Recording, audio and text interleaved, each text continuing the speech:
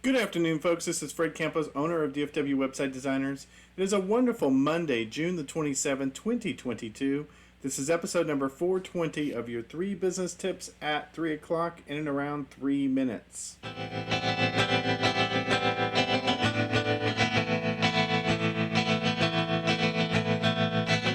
Small business owners, solopreneurs, we're in a week-long series talking about how to hire a VA.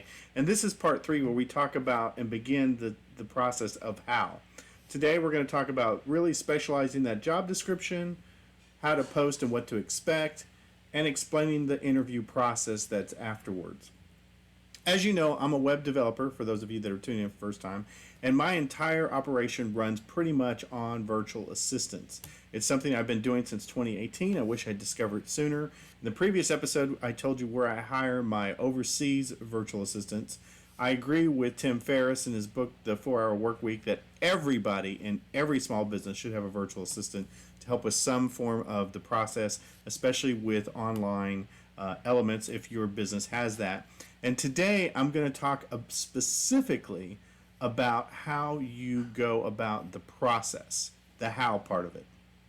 Business tip number 1, in your job description, you should take it as serious as hiring somebody stateside, and you should really ask for and get down to the nitty-gritty of what you want them to do.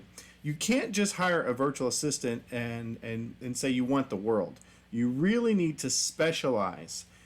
In my case, as a web developer, I might hire somebody that does website building. That would be different than hiring an administrative assistant, and that's even different than hiring a person to help me with a personal assistant. So you really need to specialize. Where I see small business people go wrong is they want somebody that can do SEO work and build a website and do administrative work and do grunt work and help out. You really, really need to hire a specialist. Just like you're going to go see a doctor, you want to hire a very specific person. Don't expect crossing when hiring virtual assistant.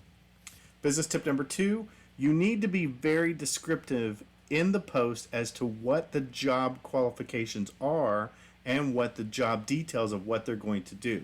You want to put just like bullet points of everything that you expect from that. Not just asking for the world, but what their daily activity would look like. The more descriptive you can be, the better it would be inside your post. And business tip number 3 is probably the most important, and this is the secret sauce where I've had a huge amount of success in, and that is you want to explain the interview process. And I'll give you an example of what this is, and we'll go into more details of this in future videos. But I would explain that, hey, I'm keeping this open for about a day or two. I'm looking for about 100 applicants. Next, I am going to give you a questionnaire to fill out to narrow it down to 15. Plan to do that within the next couple days after I close this job.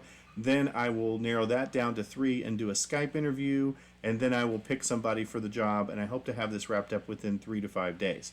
That is an important element of that, and I'll give you more elements of that, is that in addition to just putting the job posting, you need to explain what comes next in detail, so then they take it more serious. I've had huge success with this. That's what I'm learning today. Today was the first day of May, who did a great job as my new virtual assistant.